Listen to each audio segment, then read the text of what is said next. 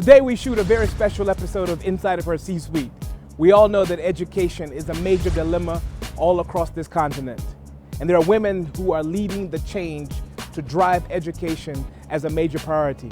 We followed Julie Essiam, as we did in Canada, to Ghana to look at the work she's doing with the Model School Project with the Ecobank Foundation. She's an extraordinary leader, and as director of the Ecobank Foundation, you'll see in the special edition of Inside of Her C-Suite that she is driving change. She's seeing Africa thrive across this continent. Julie Essiam tells us about her role as the CEO of Ecobank Foundation. Without education, and like I've always said, or we've always said at Ecobank, education is fundamental to the development of any nation. In Ghana, only 90% of children between the ages of 5 and 12 go to public schools, and only 40% of these children make it from primary to high school. Here, access to education is a problem. The Ecobank Foundation and Africa Thriving International aim to make quality education accessible to children from poor backgrounds. My own personal vision is to see education as the birthright of every child in Africa in the next 10 to 15 years. Education should not be a privilege. We cannot take Africa to the next level if education is only for the privileged few. Education, therefore, is fundamental to everything that we invest in the next 10 to 15 years on the continent. The foundation not only aims to improve education, but health and financial inclusions as well. With education, the Model School Project is a primary example of how we're investing in the future of our future leaders, which are the children of this great continent. Ecobank is making a huge difference by way of our focus, where our focus is. And for the Ecobank Foundation, what we have said is that education is extremely key. We are looking at education, we are looking at health, we are looking at financial inclusion. And if you look at our budget line, I mean, we've placed a lot of money, to support the educational sector. So that is how we are making a difference, lifting up the image of the children by providing quality education to them.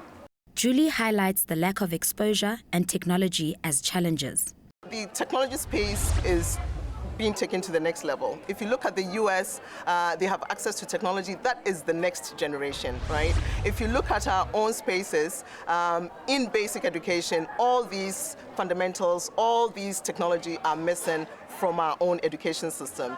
And that is what we need to reinvest in the education that we provide in our children. Because of this, improving the quality of education in public schools must be a priority. The foundation plans to donate an ICT center, build classrooms, and provide technology such as computers and laptops. My own personal vision is to see a prosperous Africa. My own personal vision is to see an Africa where Africans are taking their destiny into their own hands. My personal vision is to see this continent of Africans doing it for themselves. We don't need outsiders to take us to the next level. This event was the official groundbreaking of the African Thriving International Ecobank Foundation Model School Project. It's a project spearheaded to provide infrastructure support for underprivileged schools in Africa. And we are starting with the Aboba Anglican Basic School. This year, the school is benefiting from a 4-unit KG block, a 6-unit classroom block, and then a multi-purpose building consisting of ICT center, library, and many other facilities aimed at enhancing the quality of life of these children, over 1,000 children in this school. This is about the next generation of African leaders, ensuring that pupils get the opportunity, not any, but the best opportunity to have access to quality education, and ensure also that they have access to information technology in the schools. So I'm here today not because I work for the Ecobank Foundation, but because I believe that we need to ensure that every child who deserves a better future is adequately taken care of. The foundation believes that investing in education might be a solution to reducing poverty. The 5-year project aims to improve science and technology and orientate results in education for over 50,000 children in both urban and rural communities. This is also to break the stereotype that science is only for boys. I think there's a bit of stereotype, right? So if you look at the sciences, female learners tend to shy away from the sciences. We need to break those stereotypes. We need to build their confidence that they can do math, they can do the sciences, they can be doctors, they can be engineers. Although the lawyers and the arts are also good, but we want to break the stereotype. We need to build values in young men and young women. To ensure that aside from the fundamentals of education, also in our school system, we insist or we invest in values, value-driven society, ensuring that all education incorporates values of the society. The critical success factors of developing young people are many, but I'll focus on maybe three. The first one, it starts at home. Children need an environment where parents also share their responsibility in raising them. Number two, the community has a role to play. And when I talk about community, we talk about also them being in the schools, them being in different environments where they interact with others. The third one has to do with the choices that they're allowed to make. Mainly today, we need to understand that for Africa to transform, we need more engineers. We need people that have more skills in science, technology, engineering, and maths. Therefore, there shouldn't be any difference between boys and girls accessing this education. So what's the next level for the project? So the next level is we've done the groundbreaking. We just need to come in and start building the project. We're hoping to achieve this. Hopefully, our goal is to achieve this within the next 12 months or less. We hope to come back here and celebrate the opening of the school, the completed school.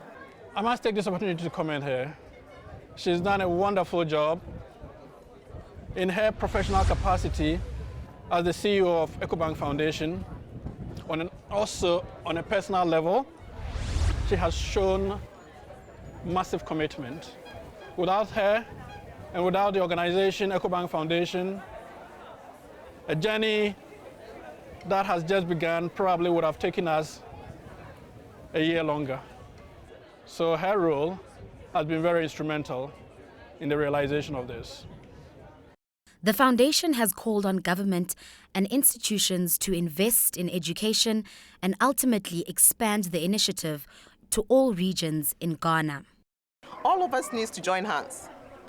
I am only an individual, or Ecobank Foundation is only one foundation. We all need to join hands across the nation. In any way that we can, we all need to contribute to this future of our children and our grandchildren. Africa needs to rise up to understand that education is the bedrock of growth of any economy. And once we invest in children, once we invest in those who are coming, they will grow up and help in the development of the country. So one big requirement is paying attention to education and then committing resources into education, investing in education, which will ensure that the youth of today, are able to have an understanding of what is expected of them, where there'll be entrepreneurship, there'll be innovation. They'll be well abreast with technology, because technology is what is taking the world to the next phase. And once we are aware of this and we're able to train the children or give them knowledge in education, then of course innovation will come to meet the exigencies of life. I believe most people who are in positions to provide know the needs of the society. Now, whether or not they are willing and ready to do, that is a different matter altogether. So I will take this opportunity to appeal to people who are able to come forward and commit to providing for the less privileged. As I've always been saying, we are not home until everyone is home. We are not safe until everyone is safe. seeing the children prosper would mean success to Julie and the Ecobank Foundation. I think 20, 30 years ago, maybe 50 years ago, there was a lot of investment in education. Now, slowly, that investment has become education for just the privileged. The goal is to ensure that education is for all, the birthright of every African child, and not just for the privileged few. My final words is to see a prosperous Africa in 20, 30 years. As you can see, Julie is committed to make sure Africa thrives. As the director of the Ecobank Foundation, she's bringing together partners from across the continent to make sure this happens. As with this model school project, she knows that the only way Africa is going to thrive is that if we educate young people from cities, urban areas, rural areas, that it has to happen at the very bottom level. Join us as we continue to make sure that we document and produce and make sure we publish ideas from the smartest, most brightest women influencers across this continent as we go inside of their C-suite.